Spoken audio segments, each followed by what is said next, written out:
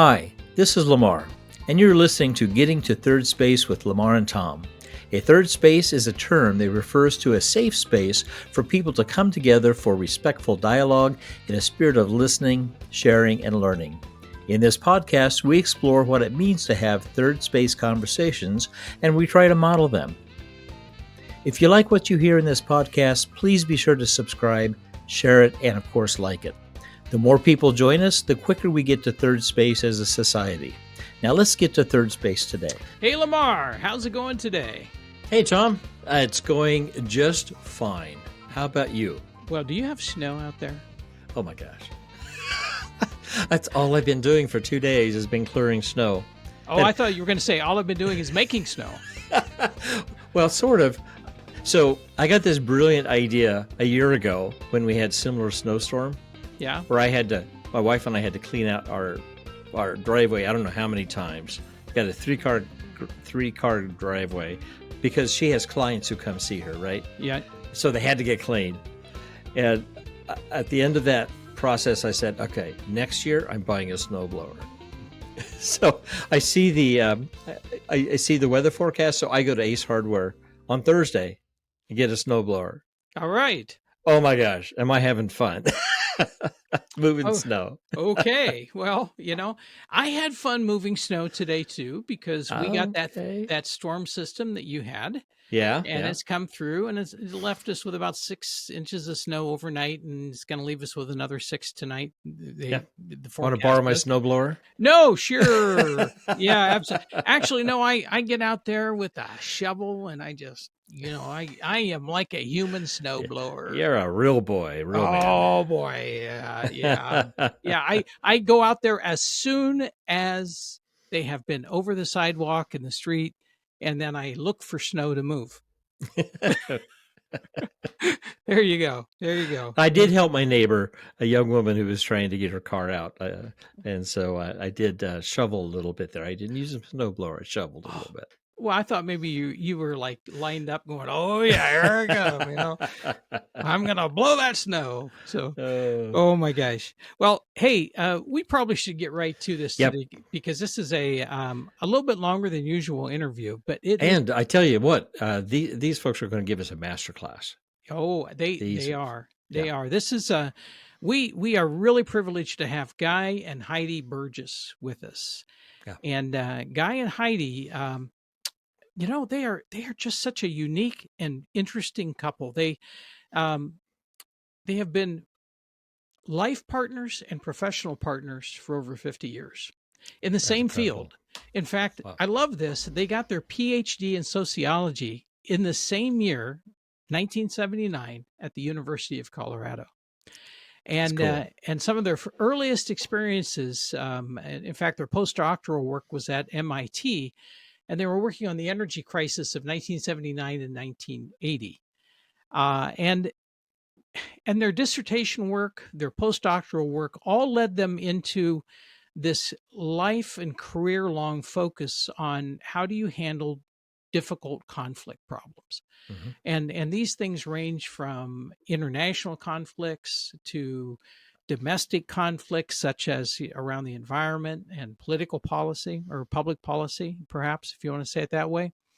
And so they have retired from the University of Colorado, but they have taken on some of the work. Actually, they started a center at the University of Colorado called the Conflict Information Consortium. And when they retired, the university said, "We'd love for you to continue this if you would." And they have done that. And so it's a fascinating conversation. It is going to be 2 parts. We're going to do one part here and then the next part later in the following podcast. But obviously, we are recording this after we've had the conversation with them, right? So we are.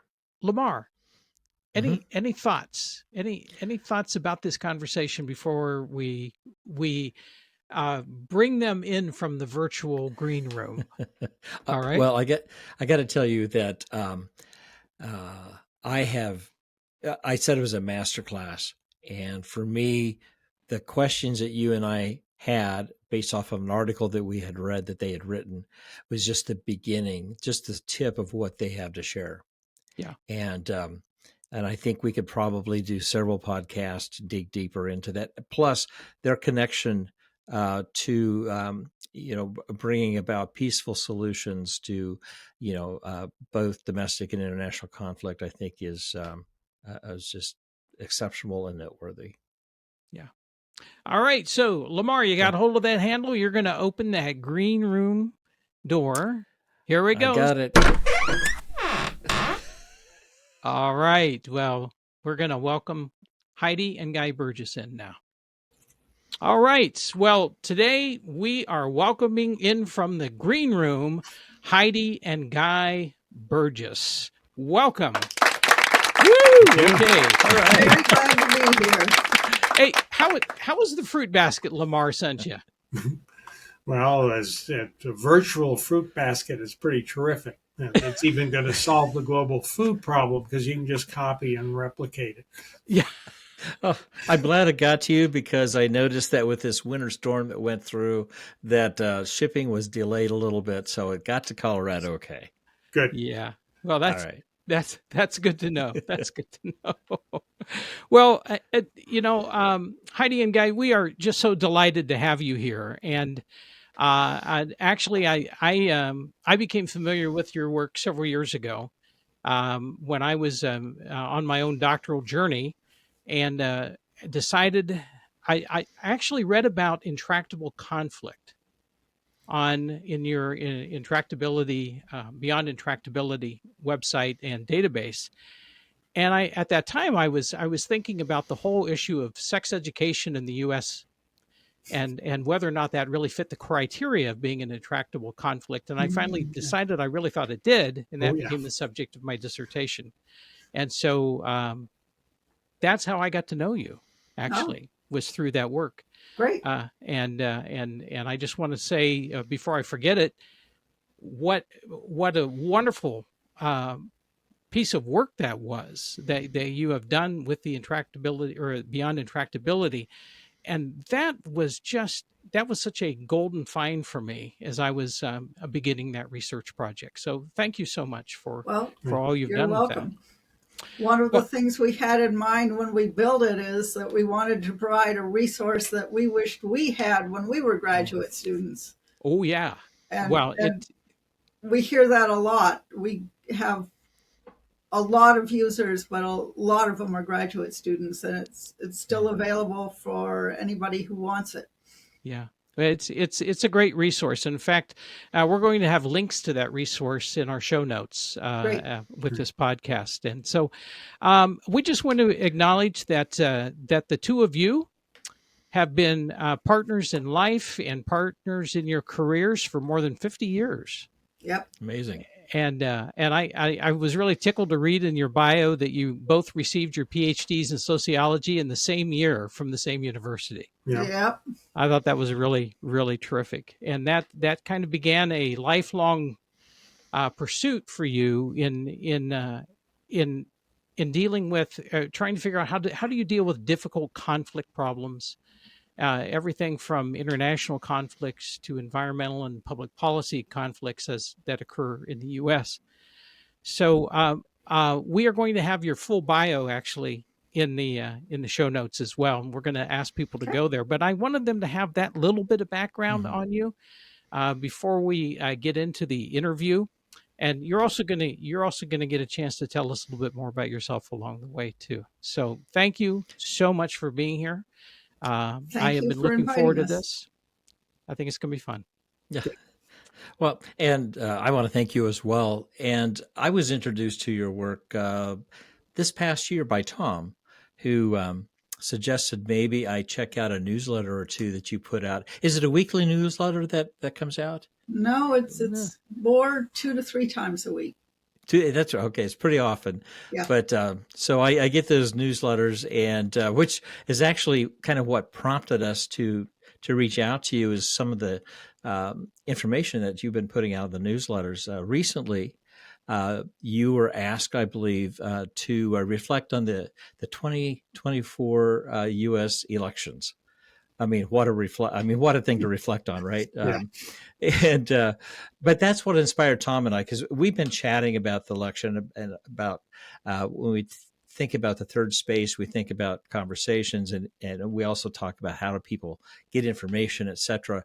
But your article really kind of inspired us to reach out to you, and even though you're retired, you're continuing to directly work in this Conflict Information Consortium within that framework.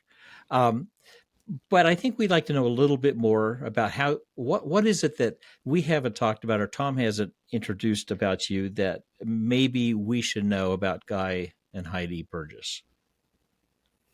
Oh, let's start. Well, we started the consortium in 1988. We got a grant from the William and Flora Hewlett Foundation, which was funding conflict resolution programs, and that was our field. And we were right out of grad school and trying to get jobs at the time. And we put in an application to Hewlett and got it funded. And we were one of 13 at the time, what were called conflict resolution theory building centers around the country. And each one had its own specialization. So we had to figure out what our specialization was going to be. And right about that time, there was an organization that was called SPIDER, terribly unfortunate acronym, stood for the Society for Professionals in Dispute Resolution. And they had just put out a monograph about environmental conflict, which was one of our areas of interest. And a good 50% of the monograph was spent describing situations that mediators shouldn't touch because it was too dangerous. They'd fail, they'd make a bad name for themselves, and they'd make a bad name for the field. And our reaction was, well, somebody's got to look at those things. And that's kind of what spurred us to choose that as our area of expertise, is that everybody else was saying, no, don't go there. And we're saying, yeah, I think we'll go there. And I have to give credit where credit's due. A guy named Lou Kreisberg, who was a professor at Syracuse at the time, had just written a book on intractable conflicts using that term. And we consulted with him and agreed that we wanted to look at that too. And he was fine with that. And he was instrumental in getting Beyond Intractability going. And has been involved with us ever since. Still, he's another one of my heroes. He's still going at it at 98. So wow, I hope I am too. Wow, that is inspiring. That is. Yeah, I think about 3 or 4 newsletters ago was a thing that he sent us. A talk that he gave. Yeah. Which is when I figured out that he was 98 and went, wow, yay, Lou. Well, yeah, absolutely. That is incredible. That is incredible. Now, the other thing about the consortium is that, being funded by the Hewlett Foundation, and there were these theory centers at universities around the country. We were the one for the mountain states between Northwestern and Stanford. But they all tended to specialize on something. And so we specialized in intractable conflict. The other thing that we focused on was using what were then and still is, I guess, rapidly advancing information technologies to help people move up the learning curve more rapidly. Mm-hmm. And our first computer-based projects literally were using 5.25-inch floppy drives long before the IBM PC was even invented. And we've been, over the years, slowly upgrading what we've been able to do as the technology makes that possible. But our goal is to help as many people as possible to learn better ways of doing conflict, because conflict isn't something that's going to be solved by one expert or one leader. It's something that we all have to do. And so the internet, when that got developed, was just the obvious way to reach a massive number of people that you just couldn't reach otherwise. And that's been our goal ever since the beginning, even before the internet existed. Now, the thing about the conflict field is it has a very different information profile. There are lots of highly specialized fields like heart surgery, say, where there are a few big research centers that investigate the latest techniques, and they teach a few surgeons to actually practice those techniques. And all the general public needs to know is, is this appropriate for my case, and have some confidence in the skill of the doctor. So you've got that kind of information profile, which is a few to few and ultimately serve many. The thing that's different about the conflict field is that there are lots of sources of information. It's not just academics. It's not just academic studies. It are insights into how to deal with conflict emerge from cultural traditions, from a wide diversity of religious frameworks, nationalities, that sort of thing. So there's a huge source of information, not just a few experts. And the people who need that information is everybody. So it's a many-to-many information problem. And universities, if you want to go to the university because you have a conflict problem, they'll say, hey, we have a degree program, cost you, I don't know how many $100,000 and take how many years. And that doesn't help most people deal with most conflicts. Even training programs are expensive and never quite on your thing. But what you can do with the internet, and what we've been trying to do and trying to get better and better at, is provide free and instant information in the form of mini lessons on precisely focused topics to anybody. So we're trying to draw sources of information from all over the web, which means all over, and then deliver it to people who have specific questions in time for them to actually make use of the information. So what I'm learning about your interest in intractable conflict is that you you needed to kind of find a niche in terms of your work, and you found yourself moving towards this area of intractable conflict, and I to me that's really very interesting, how you landed there. But what I'm wondering is, that is a term that isn't familiar to as many people as we might think. And I'm wondering, can you take a couple of minutes and define what you mean by intractable conflict? Kind of give a working definition to folks that are listening in today. Let me give a story and then I'll give you a working definition. The story is, when we started focusing on this, our original plan was to write a book. And we got about 50 people together, 50% practitioners, 50% scholars, brought them to a meeting, and we wanted them to collaborate with us to write the experts' book on how to deal with intractable conflict. And my story that came out of that is, I know intractable conflicts exist because we have been having a fight, a conflict, with those people and many people since over whether or not intractable conflicts exist. Very little agreement. And what happens is, by and large, practitioners hate the word because they think it implies either there's no role for them or that they are failures. That I've heard the line, there are no intractable conflicts, there are only intractable people. And to define it, I mean, if you look at a dictionary, it means very, very hard to solve. It's most often used in the medical field, and you talk about intractable conditions. Okay. They aren't impossible to solve. And this is one thing that I stress a lot to people, is intractable does not mean impossible. It just means very, very difficult. And in practical terms, going back to that spider document, it means the conflicts either that nobody wants to touch or have been touched so much and failed so often that everybody thinks that there is no use to try again. And the poster child for that is the Israeli-Palestinian conflict. Right. There have been so many attempts to solve that conflict over so many years, and none of them have ever succeeded. We rarely get an argument from people when we use the term intractable referring to that one. Although we have gotten arguments from people from Sri Lanka who insist that theirs is more intractable than Israel-Palestine. Okay, fine. But practitioners tend to not like the term because they prefer to think that everything can be solved relatively easily.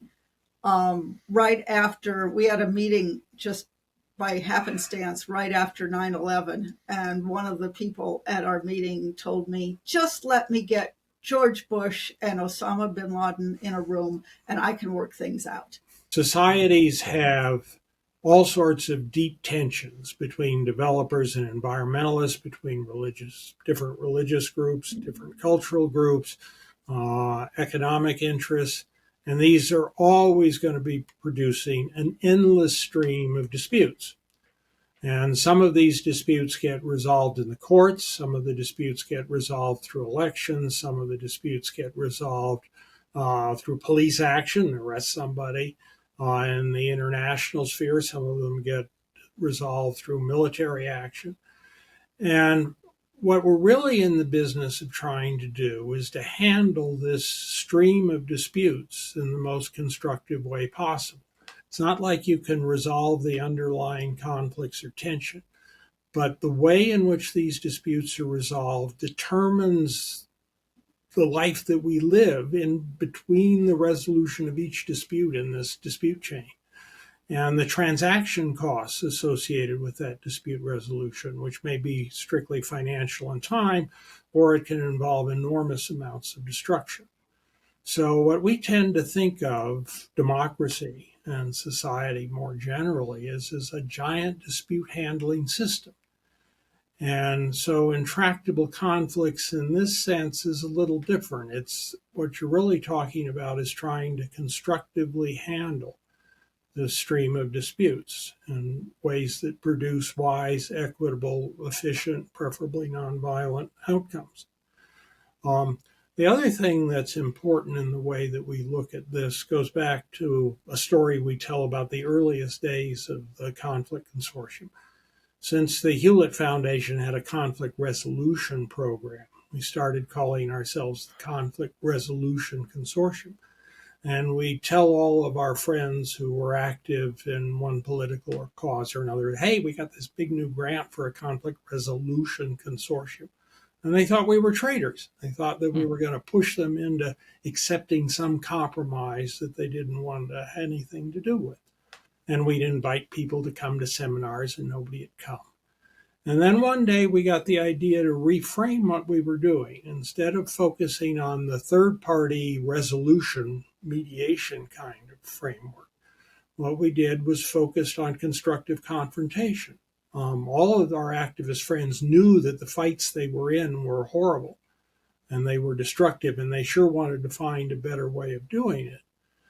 So we started having seminars about how can we handle our fights and our conflicts more constructively.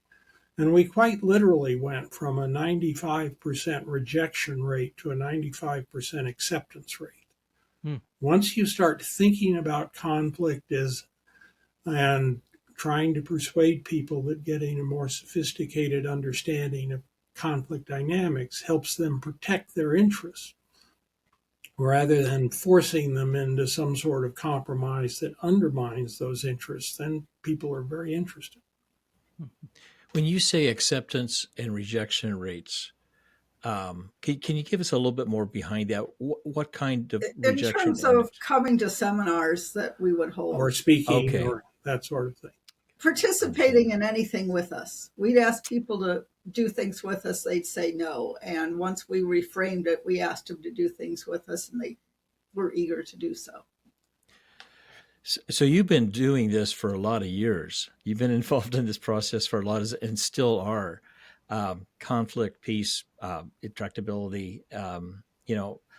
Tom and I have been involved in probably more on the personal side of working with like mediation, working with counseling and therapy and those kinds of things to help resolve. So from a sociological point of view, it's a bigger picture, obviously. You've shared already some of the things that you've learned over the years as you've come along, but if our listeners or Tom or I were to say, what are the things that maybe you have learned that we're not putting into practice, or we could put into practice, or we could find important in our lives to help us move more efficiently through kind of this more peacefully in our society? What are the big blocks that you use to build? Well, as usually happens, I should explain that Tom sent us the questions beforehand, so we knew you were going to ask that. And Guy and I exchanged views on how we were going to answer it. And as always happens, his answer is totally different from mine. Wonderful. I immediately went in my mind to my conflict skills class. I used to teach an undergraduate class on conflict skills. And I always ended that class the last day we met saying, if you only remember 2 things out of this class from 10 years, the 2 words I want you to remember are listen and respect. And that's what I keep falling back on. If you listen, really listen, don't listen to rebut, but do what's called active listening or reflective listening. So you're really trying to listen to understand what another person's saying. That goes a long way to diffusing tensions, at least at the interpersonal level and to some extent at higher levels. And similarly to that, if you treat people with respect and you follow, and we'll talk about this probably later in our discussion, the golden rule, treat people the way you'd like to be treated. Don't humiliate them, don't demean them. Treat them like respectable human beings, even if they aren't, even if you think you're talking to somebody who is a hideous person. It doesn't do any good to point that out to them. It's just going to make them worse. Treat them with respect, and it's much more likely that they will treat you with respect coming back. Guy's take was totally different. They reinforce one another. One of the stories I tell my students is based on an old Carl Sandburg poem that I first became aware of it when it was made into a cartoon. And it features 2 guys talking. And one guy says, I want your land. The other guy says, you can't have it. Well, why not? This is mine. Well, where'd you get it? I got it from my dad. Where'd he get it? Well, he got it from his dad. Well, where'd he get it? Well, he fought for it. Well, I'll fight you for it. And the way most of human history has been lived is under what we call I'll fight you for it rules, where things are distributed on the basis of who has enough power to fight and win and take it from somebody else. What we're ultimately trying to do is to move beyond I'll fight you for it rules, which are, we also call this power over forms of social organization or democracy. And much of our democratic history is the efforts of one group to overpower another. And to change that and reframe it in a power with way, where we look about, okay, now what's a fair way of allocating wealth and power and status within society, giving people the freedom to live life as they choose, provided that they give other people the same rights, that sort of thing. So in a big sense, what we're trying to do is to figure out how to make a power with society really work. And while there's a lot of progress that's been made, a lot of it associated with the slow evolution of democracy, we're still a long, long way from that. And the other somewhat, well, it's quite a different point, but it comes back and feeds into this, is the distinction between complex and complicated systems. And this, we ran into a guy who was actually a weapons scientist at the Sandia Nuclear Weapons Laboratory, who later turned into a conflict manager after a career literally in building nuclear weapons. But he told us about the distinction between complex and complicated systems. People are really good at complicated systems. We're tool makers. These are systems that, if you do something, it has a fixed and predictable results. Machines are like that. Giant airliners are like that. Computers, I think, are like that, though sometimes I wonder. That we understand how it all works. And if it doesn't work, there's an engineer somewhere who can diagnose what lever broke or what broke and fix it. And that's dramatically different from a complex system. Complex systems, and the way Wendell explained it, is with complicated systems, you think in terms of mechanical metaphors. With complex systems, you think in terms of biological metaphors. And the thing about complex systems is you have lots and lots of independent actors that operate under ambiguous decision rules, so they don't act the same way to the same circumstances each time. And they're all interacting in a complex social or biological ecosystem. And the way I tried to explain this to my students is imagine a pool table, a great big pool table with lots and lots of balls, sort of for all the people in society. And if you think about conflict in the complicated sense, and this you will see in report after report after report coming out of think tanks. They say, do this, and all the balls will go into the pockets just right, and the world will turn out just fine. And what you're essentially trying to do is to line up the perfect pool shot that will make everything happen. And you think that society runs in a deterministic kind of way. Problem is that at the same time you're trying to line up your perfect pool shot, there are literally hundreds of millions of people trying to do the same thing on the same table. And that produces noise. And so you cannot work with a complex system thinking about it in complicated terms. And since we first learned this idea, I don't know, it was 20 years ago, it was early in the Intractable Conflict Project, we've been trying to actually figure out, okay, so how can we do all these things for a complex system? And this is where this whole notion of massively parallel peace and democracy building came from. It's fundamentally driven by society's learning engine, is that necessity is the mother of invention. The way society has managed to evolve to be as sophisticated as it is all problems create opportunities for people who can solve them. And so instead of thinking of a grand solution of all of our conflict or social problems, what you try to do is encourage lots of people to work on individual aspects of those problems and try to support them when they find a way to make significant contributions. So you start thinking of a massively parallel effort instead of some guy with the grand solution. And that is, all of the stuff that we've done in the last 20 years, trying to implement that in one way or another.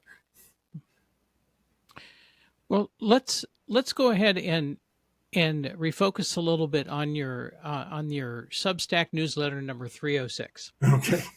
Which both Lamar and I read, and once we read that, we said, okay, this is a great time to bring Heidi and Guy on, because we're recording this on January 6th, 2024. And today, of course, is the day that the November 2024 vote is being certified. And on the 20th of January is when the inauguration takes place. And you wrote this article. It's titled "The U.S. in 2024: An Election That Worked and a Democracy That Doesn't." And there were some phrases that you had in this article that just kind of really leapt out at me and grabbed me. And so I'm probably today I'm gonna kind of bring those words back to your memory and ask you some questions about them. But the one I want to start with is this: you wrote, "Still, the test of a democracy is whether or not the voters get to choose their leaders, and whether or not those leaders support some particular partisan agenda. The people have a right to choose, and the people have a right to be wrong. You missed a After knot. all, Oh, did I missed a You knot? missed a very important knot. Where's the knot? It says that the test of a democracy is whether or not people get to choose their leaders, not, that's the one you missed, whether or not they get to choose a particular partisan agenda. Thank you. So you don't define democracy as a system that produces progressive politics. You define a democracy as a system that allows those people to choose what kind of politics they want to pursue. Well, thank you for inserting the knot that I left out there. That's a fairly important knot. It is a And Guy, I just want to go back to your comment about what democracy is and what democracy is not. Can you say that again? Because I may have a follow-up question for you on that. Well, and it's, there are a lot, if we're going to make this power with democracy that I talked about work, and if it's going to deal with all of the complex aspects of the problem, it's a much bigger and much more multifaceted thing. But at an elemental level, it is the ability of the people to decide that they don't like their leaders and throw them out. That's what dictatorships don't provide. We have a good friend who grew up behind the Iron Curtain, and she keeps explaining to us how you just don't understand how terrible it is to live in a society where everybody thinks that, with good reason, everybody else is informing on folks. If you even think about politics, you disappear, and maybe the people you care about disappear. There is no prospect whatsoever of overthrowing the regime. And you're stuck with it. Even if you do overthrow the regime, as we're seeing in Syria right now, there is no guarantee that what you're going to get later is any better. That's another story that we can talk about. But with democracies, you can, the United States, with our system, as Guy put it, if these were his words in the essay, throw the rascals out every 4 years. And if you're talking about Congress, it's every 2. So you have the ability to do that. Now, you don't have the ability to be sure that the people you have voted for are going to do what you wanted them to do. That remains to be seen. But you have recourse in 2 or 4 years. It seems to me that we hear the term democracy thrown around quite a bit. Weaponized is a good word sometimes. Right. Yeah, it's thrown around quite a bit, and yet there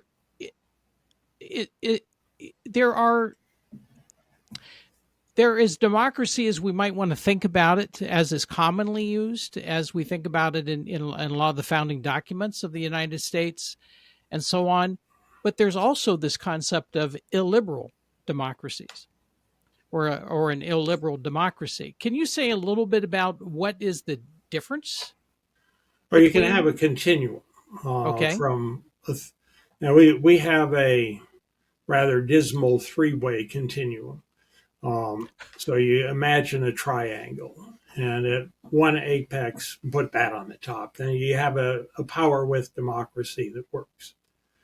And at one corner, maybe the lower right corner, you have a stable authoritarian autocracy, where there's one guy who controls everything and ruthlessly, brutally suppresses anybody who complains.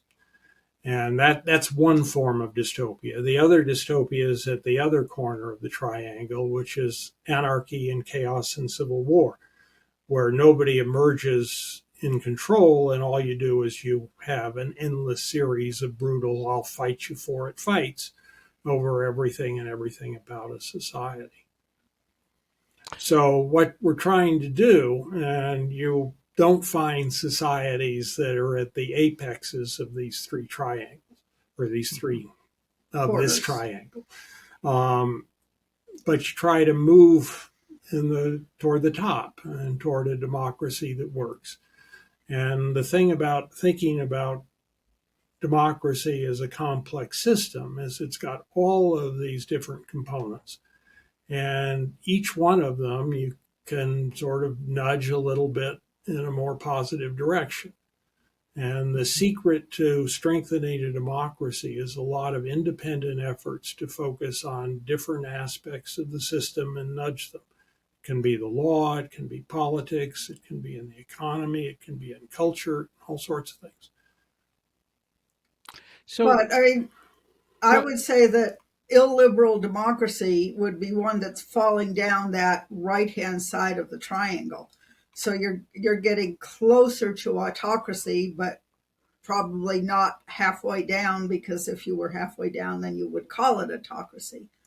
And I don't think you'd be falling down the other way towards chaos and anarchy, because you wouldn't call that illiberal democracy, you'd call it chaos and anarchy. So it would be falling down the right side of that triangle, however far. Yeah, well, yeah, there's a sense in which people sugarcoat their authoritarian ambitions and efforts by giving them democratic, we're just fighting for democracy, when in fact they're not. And, Russia's a democracy, they have elections, Iran has elections. It's not the same thing. So you have to look at what the real effects are, what the real choices are, what the real where the real power is, and not be confused by, again, this weaponization of the term, that you name anybody who disagrees with you as an enemy of democracy.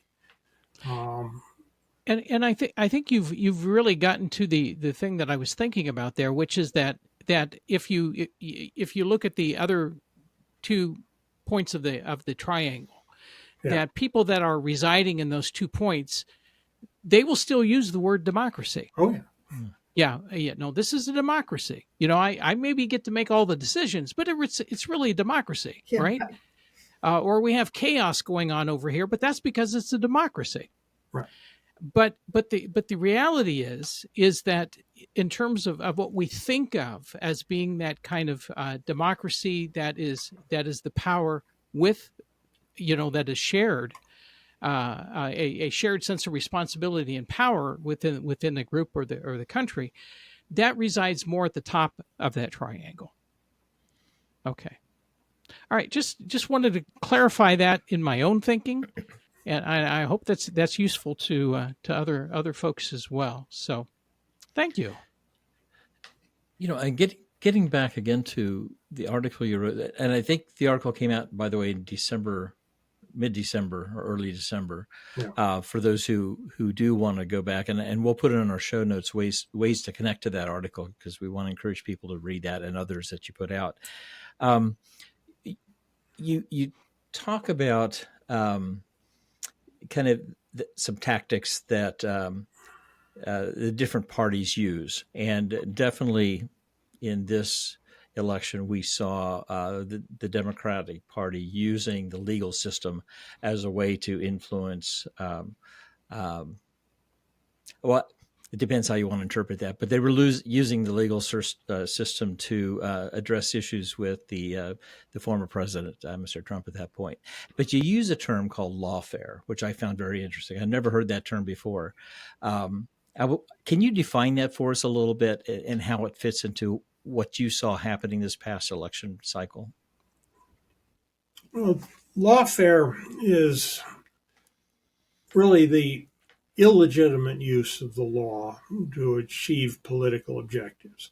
If you have a political opponent that you don't think you can defeat through electoral or legislative processes, you can use various legal tactics against it or her. Now, the thing is that sometimes using the legal system against somebody who has committed crimes is wholly appropriate. But when you start doing kind of really stretching the law and really looking for loopholes and finding ways of prosecuting a political figure that anybody else in any other context would not be prosecuted for, then it starts edging over into what qualifies as lawfare. Now, lawfare is obviously something that if it's against your guy, you'll decide it's lawfare a whole lot quicker than if it's against the other guy. Right. So that there's judgment calls here. But, some of the things that people think that the left is using lawfare against Donald Trump. Well, there's the Bragg prosecutions where they used a very, very innovative, never before used before theory that takes basically hush money payments and turns it into 30 felonies. And remember back with Monica Lewinsky and Bill Clinton and sexual scandals. I mean, trying to suppress sexual scandals is a long history. And this was a prosecutor that ran for office on the I'm going to go after Trump platform, which sort of smells a bit. There's the Colorado was actually one of the states that tried to keep Trump off the ballot because they thought he was guilty of insurrection, even though he'd not been convicted. I mean, if you think he's guilty of insurrection, that's a crime, then try him. And once he's convicted, then you've got a really solid case. But they didn't do that. The No Labels, which was the group that tried to mount a third party, what we would think a more power with oriented Democratic candidacy for this election, was basically pushed off the ballot with a lot of dirty tricks that were threatening, if you sign on for this, we're going to come after you with everything we can find. And that means harassing people. If you go after, start auditing tax returns, oh, you took classified documents home from your stint as president and didn't safeguard them properly. Those seem like trivial things. Now, the real case that was never brought to trial and there was never a chance to really convict or not president was the January 6th so-called insurrection. And that was the case where I tend to think that there was the strongest case for a legitimate prosecution. The fact that nobody thought to bring that until he announced 2 years into Biden's presidency that he was running for re-election, again, casts some question. And you can be sure that the same sort of tricks work the other direction. I don't want to. Well, Trump's threatening reprisal against all of his enemies, and he ran on the lock her up against Hillary Clinton. Yeah, and Liz Cheney now. And anyway, it goes both ways. I think the thing that Guy didn't make clear that we should make clear is that we didn't invent this term.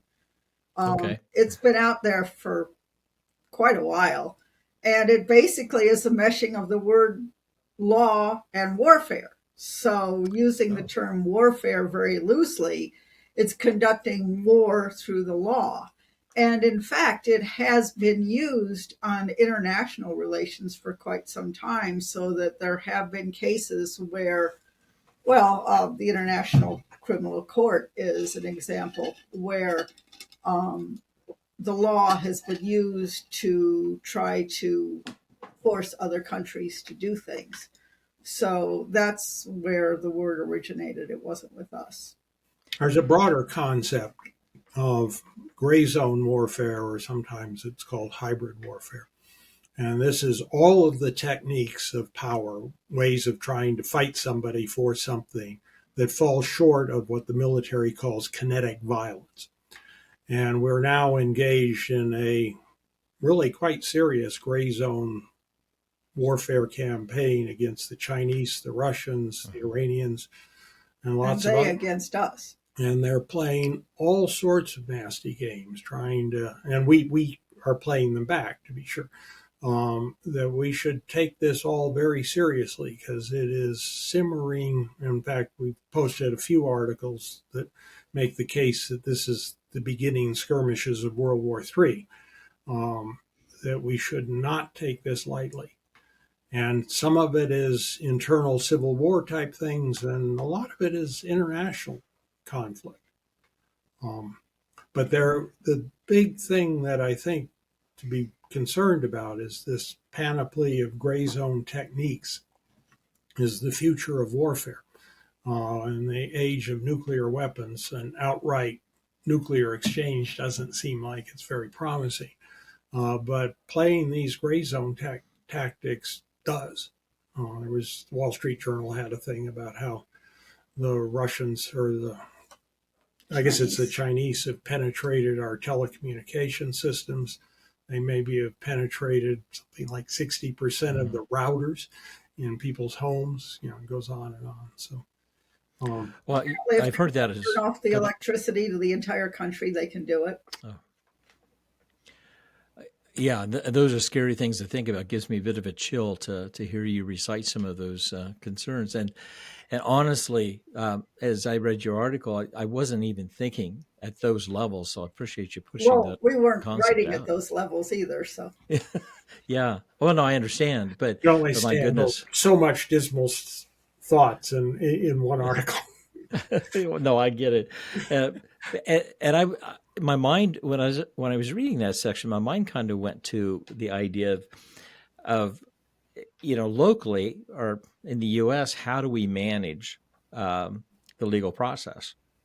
And it seemed to me, now I could be just not aware over the years, but it seems to me over the years that the legal process is becoming more politicized than it ever has. Whether it's the matter of a different whoever's in leadership, whose ever administration is in place, is placing whether it's federal judges or other systems in place so that it benefits their party and their cause. Maybe that's too simplistic, as I think about this, but, do you see that part of the game or that part of the strategy to stack the house, so to speak, legally, as a way to continue to support this lawfare process or lawfare activity? Well, both sides try to appoint as many judges and alter the rules in ways that favor their policies. And there's certainly, under the Trump appointees to the Supreme Court, a fairly dramatic shift away from sort of Democratic favoring, or the legal philosophies that favor Democrats towards legal philosophies that tend to favor Republicans. I'm a little less alarmed about it, mostly because I read some of the defenses of the Supreme Court that come from the conservative side, say the Wall Street Journal, for instance. One of the most hotly debated things is the Supreme Court's recent ruling on presidential immunity.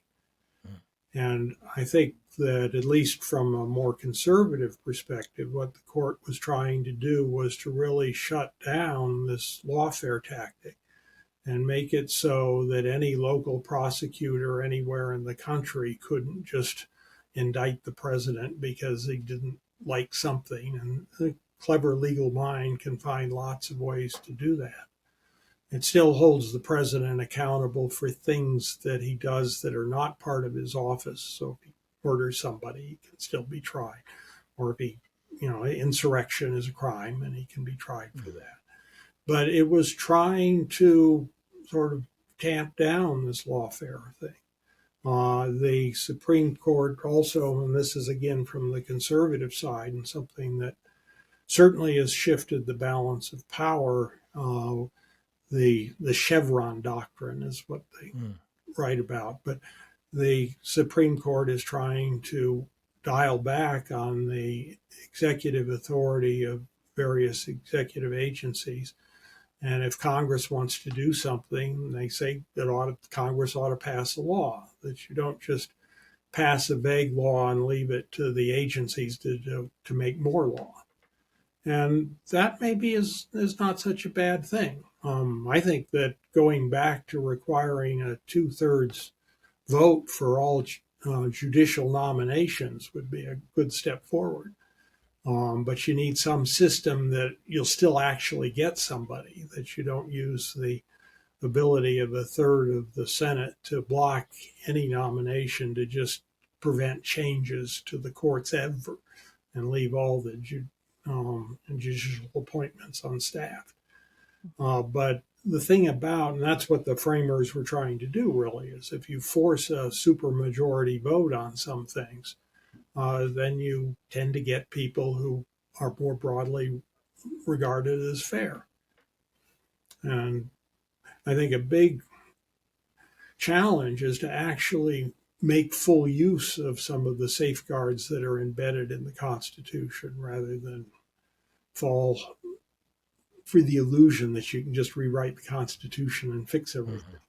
The point that I'd like to make goes back to your original question, Lamar, which is, paraphrasing, do we see the courts getting increasingly stacked one way or the other?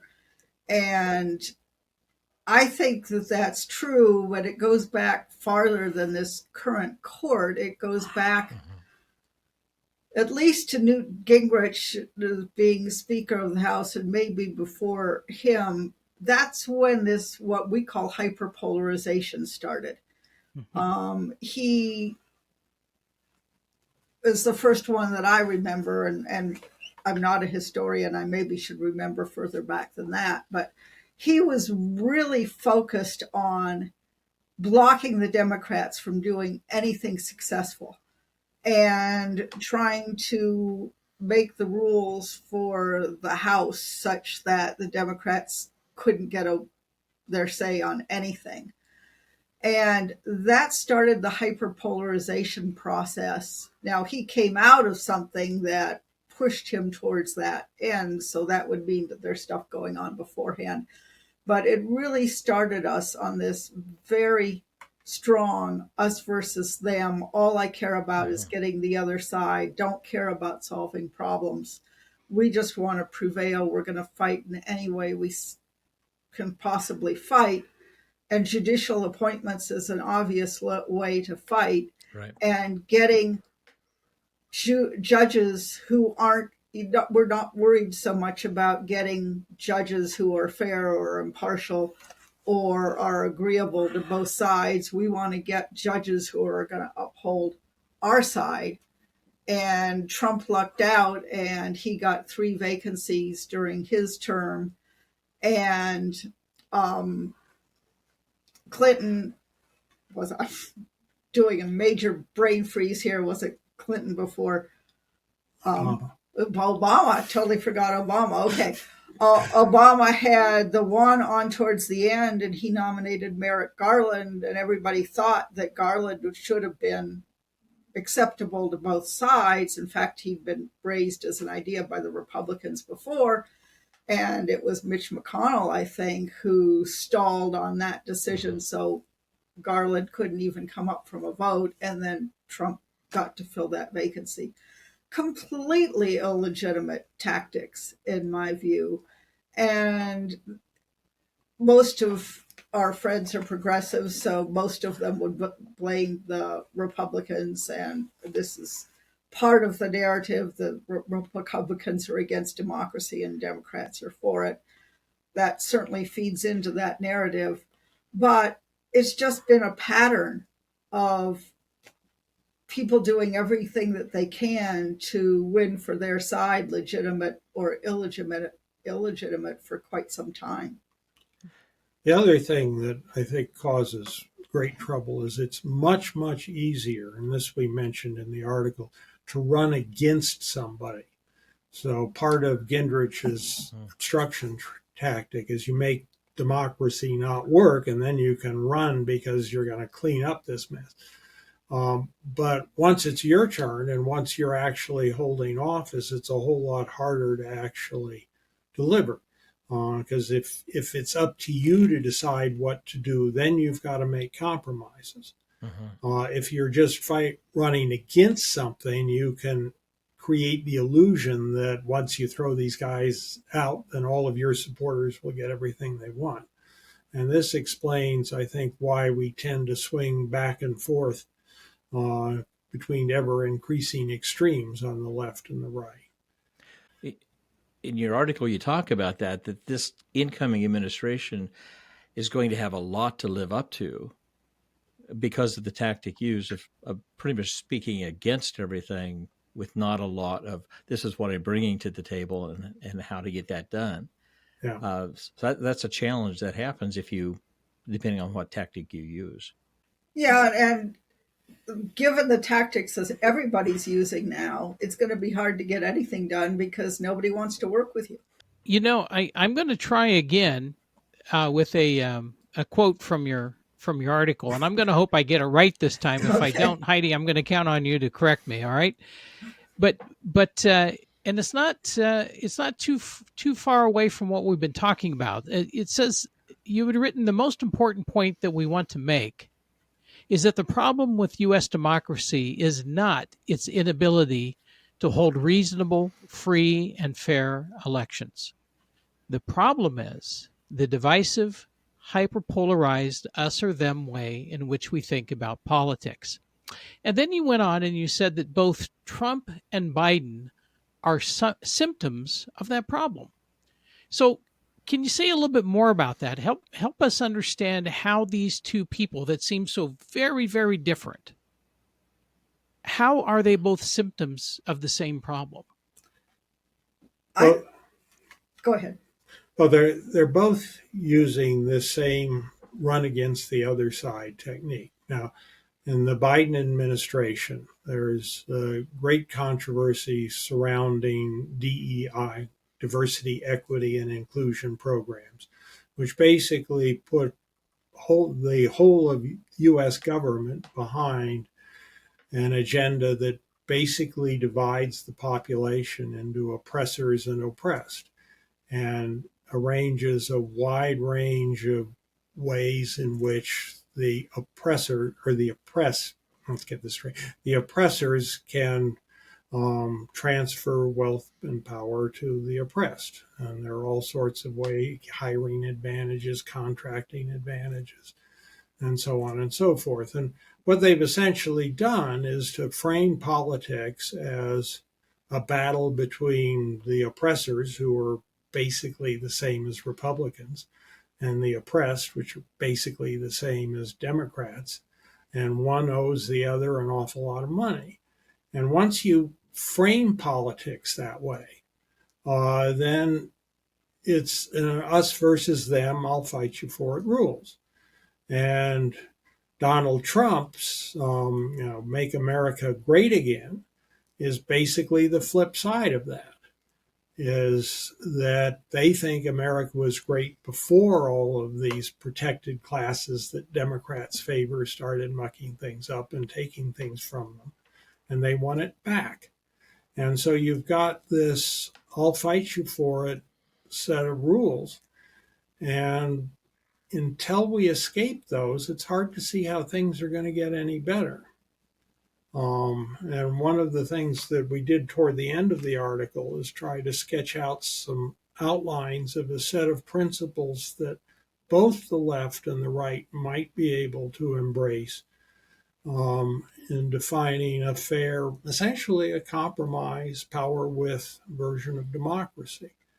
And I think that's what we really need, because it wasn't even on the ballot. Basically, in the 2024 election, you had to pick either the Democratic version or the MAGA version. There wasn't anything else. That's what I was going to point out, is that if we didn't have this hyper-polarized situation, neither of these candidates would have, I don't think, would have been our candidates. I think it's very clear that neither of them were capable of being good leaders, largely because of age. And we really focused in on Biden because he demonstrably failed in that debate, where it turns out everybody but the American people knew that he'd been failing for a long time. There were stories about how Europeans had seen him do a lot of things that sounded very much like my mother-in-law, who had Alzheimer's. And everybody knew that except the American public from whom it was being hidden. So obviously, Biden wasn't up for the task.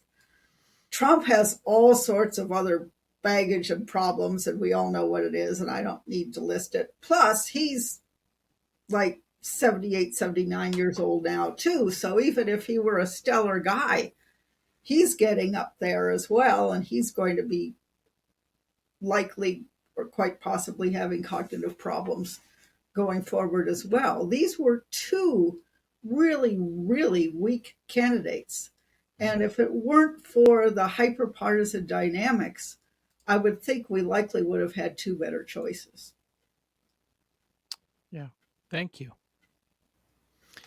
You know, you mentioned in the article that both sides were using hardball tactics. I don't think any of us would disagree with that at all. And you define that a little bit more, or you describe that a little more by talking about kind of the activists that are part of the base of those both parties. And then you argue, which I think is really interesting, that both of those extremes or activist sides, they tend to neglect the disenfranchised person. And what I think maybe I put this word in there, but also kind of the moderate voices.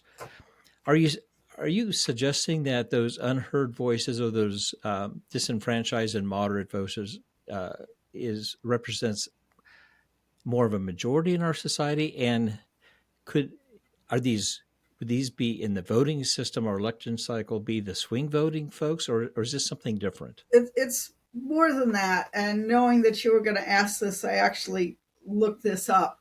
Good. There is an organization that is called More in Common, and they created something that they call the perception gap. And this was a study and a report that is available. If you Google perception gap, you'll find it. The basic idea is that Americans are not nearly as far apart as we think they are. So they asked people, what do you think Republicans think about? They asked Democrats, what do you think Republicans think about all these different issues? And they asked Republicans, what do you think Democrats think about all these issues? And then they asked them what they really thought about all those issues. And they found out that both sides estimate that the other side's far more extreme than they really are. And then they put this all together and they identified 7 what they called hidden tribes. And the outside, they have the progressive activists, which made up 8% of their respondents. And this was a typical, like a Gallup poll that was done very scientifically and was very representative of the country. So I have good faith that these numbers are correct.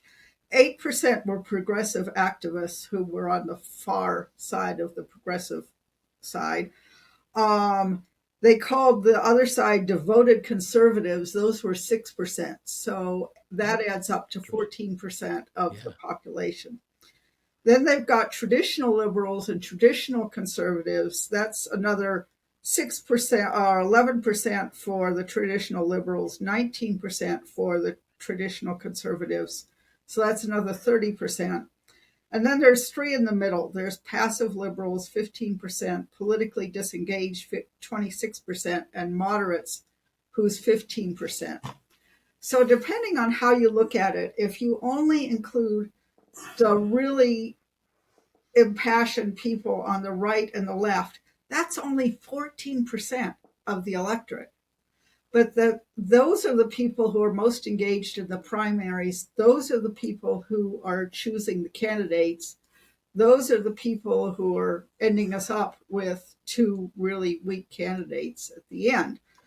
Even if you go in one level, so you say, well, I want to discount the far left and the next tier, what they call the traditional liberals, the traditional conservatives, you're still less than 50%. You still have 54% who are passive liberals, politically disengaged, or moderates. So the answer, according to their poll, which I find quite credible, and you can read the whole report, and I think most people would find it credible, is that, yeah, there's this huge middle. It's the disengaged, it's the moderates, it's the people who voted for Kamala, even though they really didn't like her because they really disliked Bush, Trump.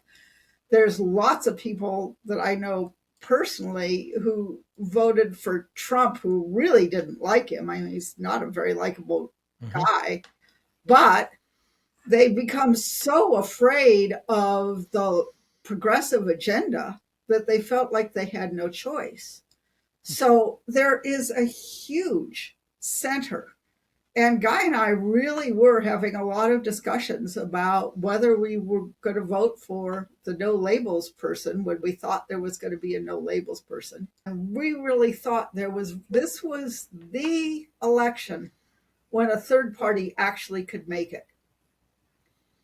But they didn't even manage to raise a candidate because of the dirty tricks that both parties played to stop anybody from agreeing to run. What they wound up issuing instead was a complaint to the Justice Department, which has yet to be acted on, as far as I know. It won't go anywhere. It didn't. But it was the sort of thing that couldn't be done in time. And this was in the very last paragraph, I think, of that article, where we said that we've got to get beyond this us versus them mindset, or we're going to be trapped in this forever. I might add, we just did an interview, and this will be coming out in our newsletter probably in a couple with Representative Derek Kilmer, who was the U.S. House of representative for the 6th congressional district in Washington, which I think includes Spokane. And he was one of the leading, if not the leading, people in the House of Representatives who was pushing bipartisanship. And he was chair of something called the House Select Committee on the Modernization of Congress that it'll be all in the newsletter coming out, and I could talk about this forever.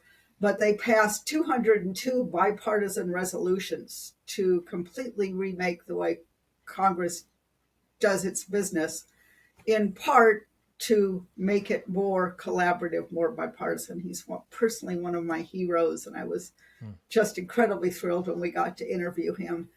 And he pointed out that there's lots of people in Congress who aren't remotely interested in solving problems, that their goal is to win and to get reelected and to make sure that their agenda, whatever side they're on, gets pushed forward. And they have no interest in working with the other side. They also have, I asked him why other committees didn't follow all the techniques that their committee did, which would make them successful. And he said it was a matter of will and skill. And the will is they don't want to do it. They're so worried about being primaried, or they're so hateful of the other side, there's just no interest. And lots of them also just don't have negotiation, problem-solving skills. It was really eye-opening for me, and I hope people will keep your eye out for that interview and that newsletter, because it was terrific. Yeah, there's a Kenneth Boulding we talked about briefly, I guess, in the green room, who I worked 4 years ago. But he was fond of citing Boulding's first law, that if it exists, it must be possible. And the thing that we find encouraging is that there are lots of folks like Kilmer, and we've been trying to catalog a lot of these in conjunction with our newsletter and the Beyond Intractability Project, who actually are doing things that you'd be tempted to think are impossible, that there are people making lots of progress, and that we need to not lose heart, but to try to learn from them and replicate the kinds of things that they're doing in other settings. Tom, what an experience. What an interview. Yeah, absolutely. I got to tell you that Heidi and Guy just, they took this interview in a direction that just gave me chills and goosebumps at the same time. These folks are very thoughtful. And And, this is one of two sections to this interview. And so there's more to come. I want to encourage people to continue with our next podcast to hear the results in the end of that interview with Guy and Heidi. Yeah, absolutely. A lot of fun. You said earlier, masterclass. It really has been a masterclass in intractable conflict and hyper-polarization and how we think about these things and not only impacting our larger world, but our country as well. And want to encourage people to look in the show notes for ways to read the articles that Guy and Heidi put out there, particularly the one that we referred to in this particular show. Absolutely. You'll find them there. Okay, Lamar. See you next time. You take care. Stay warm. All right. Bye-bye. Bye. Tom here. Thank you for listening to Getting to Third Space with Lamar and Tom. Remember to click on subscribe to get notices about new episodes, and be sure to like and share the podcast as well. Opinions and ideas expressed in this podcast are solely those of Lamar Roth and Tom Klaus, and we'd like to hear your opinions and ideas too. You can leave us a voice message on Spotify, or you can email us at the addresses found in the show notes. Also, in the show notes, you can find links to some of the things we talked about today, so you can check them out yourself. Until next time, keep moving forward toward third space.